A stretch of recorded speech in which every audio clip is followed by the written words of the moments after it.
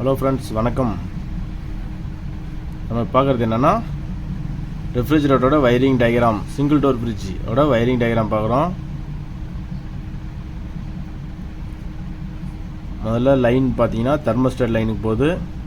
தெர்மோஸ்டேட்லேருந்து out கம்ப்ரஸரோட common பாயிண்ட்லேருந்து OLP connect பண்ணி கொடுத்துருப்போம். காமனில் ஓஎல்பி பின்னு போடுவோம்.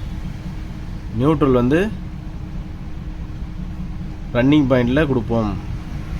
ரன்னிங் பாயிண்ட்டுக்கும் ஸ்டார்டிங் பாயிண்ட்டுக்கும் நம்ம ரிலே வந்து ஜாயின் பண்ணுவோம். இதில் ரிலே இருந்தால் ஒரு சில மாடலில் ரிலே வரும், ஒரு சில மாதிரி ரிலே அண்ட் கண்டென்சர் வரும். அதில் ஒரு 2-3 மாடல் இருக்குது. அதில் எந்த மாடல் சொல்லலாம் அந்த மாடல் தகுந்த மாதிரி போட்டு இப்போ நம்ம வந்து ரிலே மாடல் போட்டுருவோம். அடுத்து தெர்மோஸ்டேட்டோட இன்புட்லேருந்து டோர் சுவிட்சிலேருந்து லேம்ப்பு, லைட் டோர் ஃப்ரிட்ஜோட லைட்டு கொடுத்துருப்போம். லைட்டுக்கு இன்னொரு பாயிண்ட் வந்து நியூட்ரல் போட்டிருக்கோம்.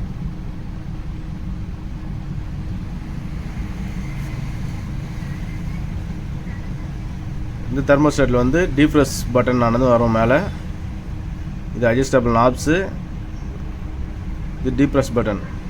ஐஸ் அதிகமான நம்ம டீஃப்ரெஷ் பண்ணலாம். டீஃப்ரெஷ் பண்ணுற ஆப்ஷன் ஆனது குறைஞ்சபட்சம் 15 நாளைக்கு ஒரு முறையாவது நம்ம டீஃப்ரெஷ் பண்ணி விடணும். டீஃப்ரெஷ் பட்டன் வந்து அழுத்தி விட்டு டீஃப்ரெஷ் பண்ணணும். ஃப்ரிட்ஜர் கையில் இருக்கிற ஐஸ் கரையிறதுக்கு 15 நாளைக்கு ஒரு வாட்டி டீஃப்ரெஷ் பண்ணலாம். ரெகுலராக பண்ணிக்கலாம், தப்பு ஒன்றும் இல்லை.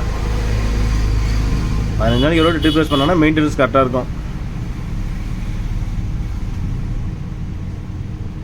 இதில் ஏதாவது டவுட் அப்படின்னா கமெண்ட் பண்ணுங்கள்.